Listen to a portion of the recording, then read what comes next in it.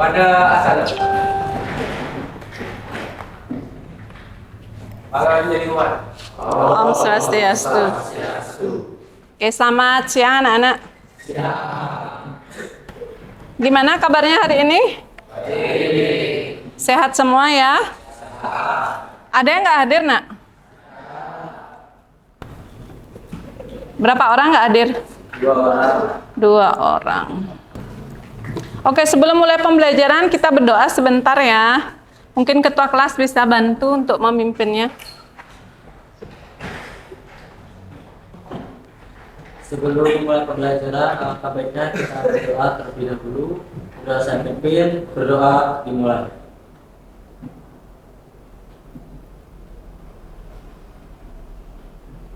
Berdoa selesai. Oke.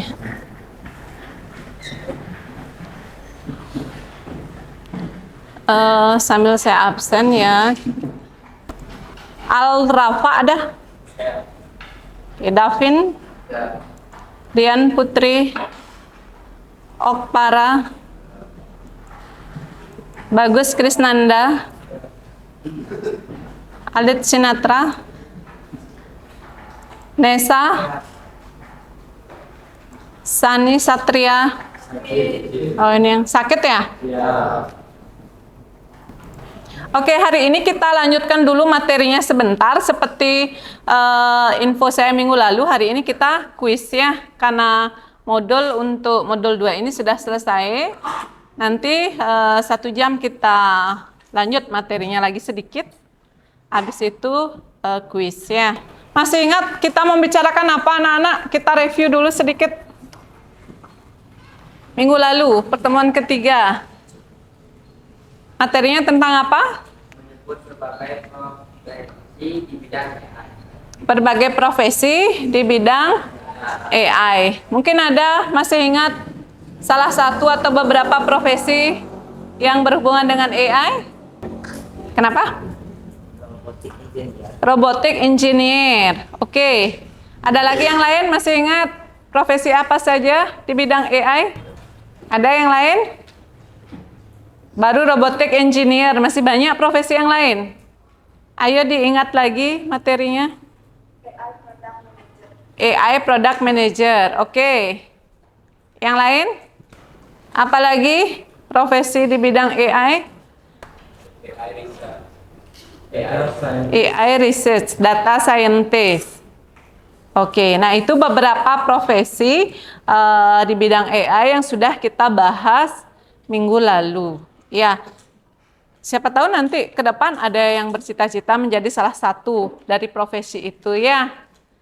Oke, sekarang kita lanjut ke materi 4. Nah, materi pertemuan 4 ini adalah kolaborasi melalui perangkat AI ya, kolaborasi melalui perangkat AI.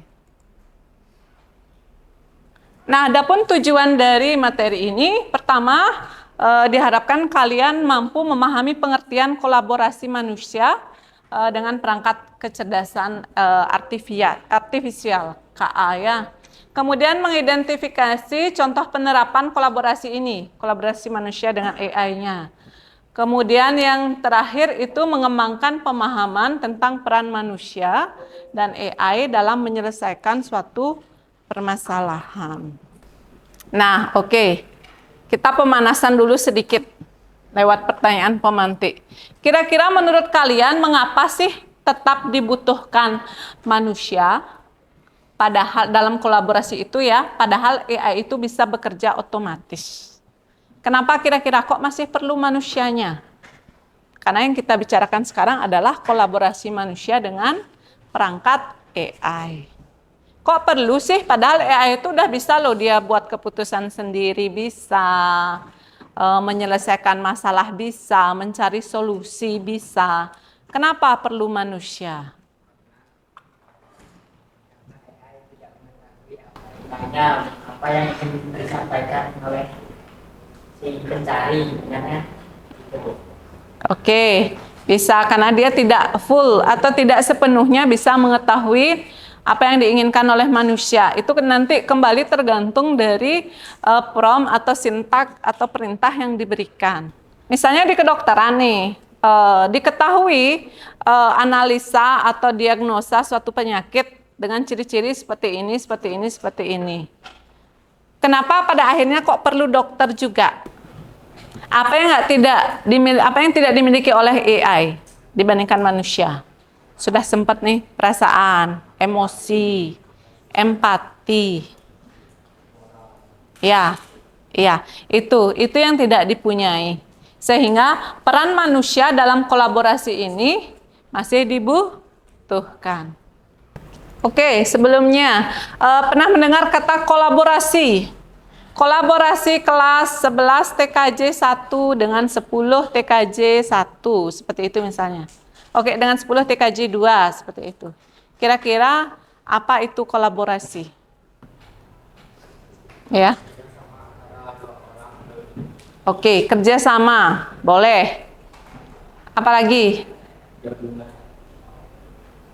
Gabungan. Gabungan apa?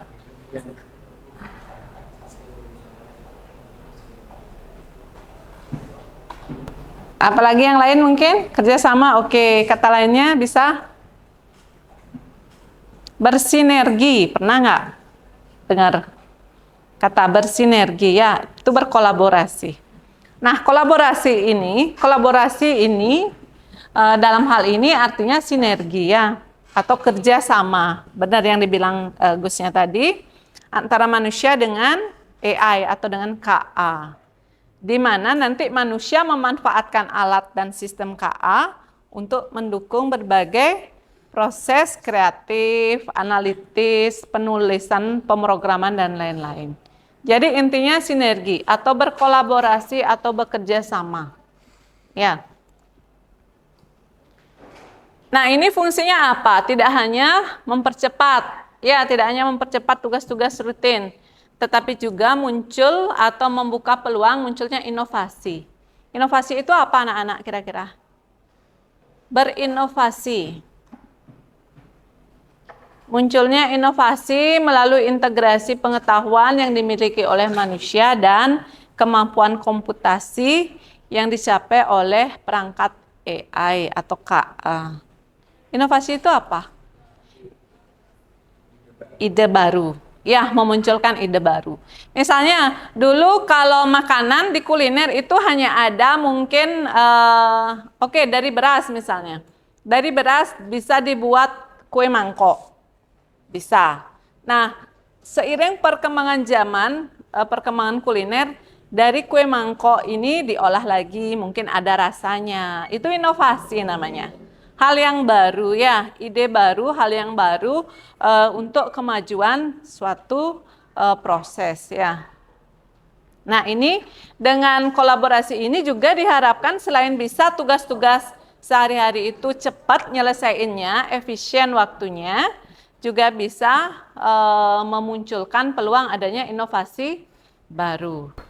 Nah, bagaimana sih pemilihan alat AI atau KA untuk kolaborasi ini? Apa saja yang harus dipertimbangkan?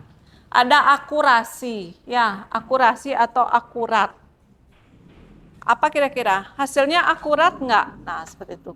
Kira-kira akurat itu apa? Tepat, ya, tepat. Oke. Biaya kemudahan akses, dan etika. Dipahami dulu ya, sebelumnya kita kuis soalnya nanti. Nah, ini siapa tahu nih muncul. Apa yang dipertimbangkan dalam pemilihan alat kecerdasan artifisial? Ada akurasi, ada biaya kemudahan akses, ada etika. Nah, konten hasil, hasil kolaborasi ini kan menghasilkan sebuah konten. Kolab atau kolaborasi antara manusia dan KA itu akan menghasilkan sebuah konten atau produk. Dinilai melalui 3 aspek. Ya, aspek akurasi, kreativitas, dan relevansi. Itu aspek yang dinilai dari hasil konten kolabnya, kolaborasi antara manusia dan KA ya. Nah, di samping beberapa hal positif yang bisa didapatkan dari kolaborasi kita dengan KA, itu juga ada beberapa tantangan anak-anak. Ada beberapa tantangan, diantaranya yang pertama itu kecerdasan artifisial atau AI itu mengalami halusinasi data. Halusinasi, kamu pernah berhalusinasi? Jadi membayangkan kayaknya di depan ada sesuatu padahal itu nggak ada. Ya, itu namanya halusinasi, maya. Ya, seperti kesalahan dalam memberikan informasi tentang suatu peristiwa. Sehingga validasi yang dilakukan oleh manusia juga jadinya salah. Karena kesalahan memberikan informasi itu kan harus divalidasi atau harus dicek kembali sama manusianya. Karena informasinya yang sudah salah, yang sudah maksudnya berhalusinasi, tidak benar atau maya ya. Jadi validasi juga menjadi salah. Kemudian terjadinya bias algoritma. Nah, kira-kira bias algoritma itu seperti apa? Atau bias ya. Itu apa kira-kira? Pernah mendengar kata bias? Pernah. Kira-kira bias itu apa anak-anak? Kesalahan sistem dalam AI. Kesalahan sistem dalam AI. Oke. Nah, ini diberikan contoh ya, sebagaimana terjadi dalam kasus sistem rekrutmen otomatis Amazon. Rekrutmen otomatis, berarti ini menggunakan sistem, anak-anak ya, rekrutmen. Jadi, apa namanya? Rekrutmen itu apa? Mencari calon atau mencari pekerja. Itu namanya rekrutmen. Ya. Otomatis Amazon yang diskriminatif terhadap kandidat yang berjenis kelamin perempuan. Itu. Kemudian yang ketiga munculnya over dependency, dependent, ketergantungan. Ya. Over berarti ketergantungan berlebihan atau ketergantungan secara berlebihan pada perangkat KI. Ini yang membuat kita menjadi malas untuk menganalisa. Contohnya apa? Kamu di chat GPT, misalnya nggak ngerti soalnya atau nggak tahu jawaban dari soal. Kamu ketik, minta ke chat GPT-nya. Misalnya, apa saja profesi yang paling menentukan di masa depan, seperti itu. Kamu bingung kan? Kamu minta chat GPT. Buatkan saya jawaban dari pertanyaan bla bla bla bla bla, seperti itu. Langsung kamu tidak menganalisa lagi karena sudah ada chat GPT-nya. Jadi ada kecenderungan untuk malas menggunakan pikiran sendiri atau IQ sendiri atau otak sendiri ya. Itu namanya ketergantungan. Jadi kalau pas nggak ada alat apapun, nggak ada HP dan sebagainya, mungkin diberikan tes secara manual tanpa belajar misalnya semalamnya. Analisanya sudah susah karena sudah terbiasa dengan sistem AI ya. Itu namanya berisiko mengurangi kemampuan analisis kritis. Itu tantangannya. Nah, ini diberikan beberapa contoh kolaborasi manusia dan AI dalam kehidupan sehari-hari. Ya. Misalnya di pendidikan nih, saya juga sering pakai chat GPT ya. Maksudnya saya udah punya ide, saya habis pembelajaran ini saya mau buat apa untuk anak-anak. Nah, itu saya biasanya ambil di ChatGPT atau di Gemini. Ya, ini guru menggunakan AI tutor untuk membantu menjelaskan materi. Sementara guru juga harus tetap membimbing siswa. Ya, harus tetap ada gurunya. Dalam aspek apa? Dalam aspek emosional, dalam aspek etika, dalam aspek disiplin, itu tetap ya. Makanya guru itu bukan hanya mendidik tapi juga membimbing. Tidak hanya mentransfer ilmu, karena zaman sekarang ilmu itu sudah bisa didapatkan dari berbagai hal yang lain selain guru itu sendiri. Ya enggak? Bisa lewat internet, ya, bisa lewat AI, bisa lewat apa lagi? Buku digital, notebook, dan sebagainya. Itu kan bisa saja. Nggak ada guru pun nggak apa-apa. Tapi aspek yang lain, aspek pendidikan yang lain seperti emosi, kemudian disiplin, etika itu harus tetap diberikan oleh seorang manusia, seorang guru. Ya, itu namanya kolaborasi anak-anak. Kemudian di medis, dokter sendiri itu akan memanfaatkan AI untuk menganalisis hasil ronsen. Ya, namun keputusan akhir tetap ada di dokter itu. Tuh. Kemudian bidang industri kreatif. Desainer menggunakan AI ya, desainer menggunakan AI untuk membuat desain awal. Desain awalnya atau konsep awalnya seperti apa misalnya. Itu tetap kemudian diberikan ke AI untuk diolah.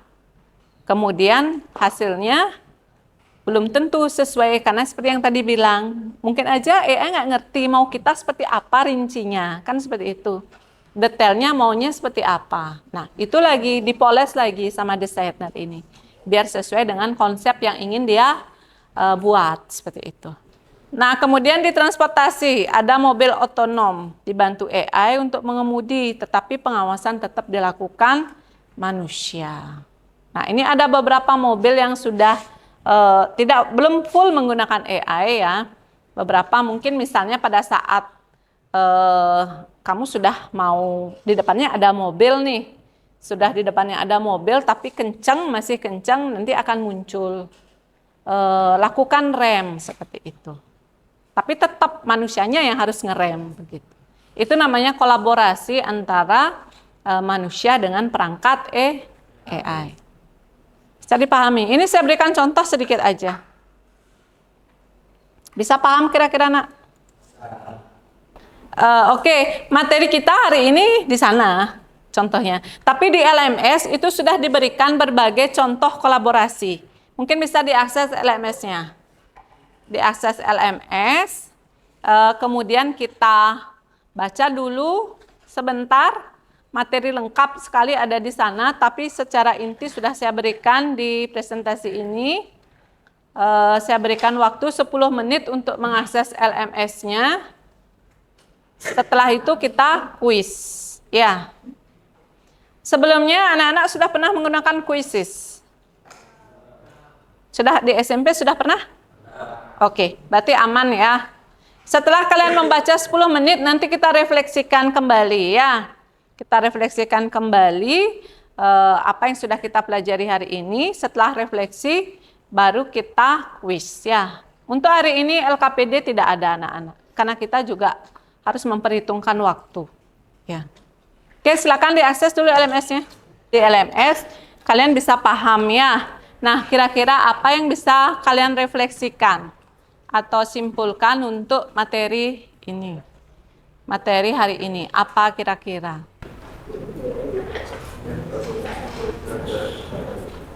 Bukanlah menjadi manusia, melainkan mitra kerja yang dapat membantu mempercepat, mempermudah, dan meningkatkan kualitas pekerjaan. AI mampu mengolah data dalam jumlah besar dengan cepat, sementara manusia tetap berperan penting dalam hal kreatif, pengambilan keputusan, dan nilai-nilai etika. Ya, bisa. Jadi AI itu bukan pengganti manusia. Ya. Oke, kira-kira ada yang ditanyakan anak-anak untuk materi hari ini? Sudah jelas? Oke, karena kita juga waktu ya, kita Quizizz ya. Silakan kalian pakai HP semua ya. Silakan kerjakan.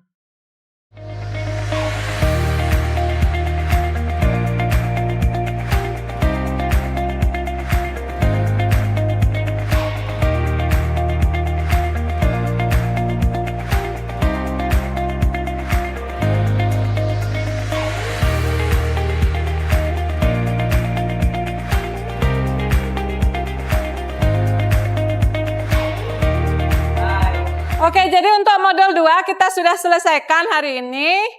Minggu depan kita lanjutkan ke materi rekayasa prompt namanya ya, untuk pembuatan konten. Oke, ada yang tanyakan? Karena sudah jam, kita akhiri anak-anak ya. Terima kasih untuk perhatiannya. Kita akhiri hari ini. Pada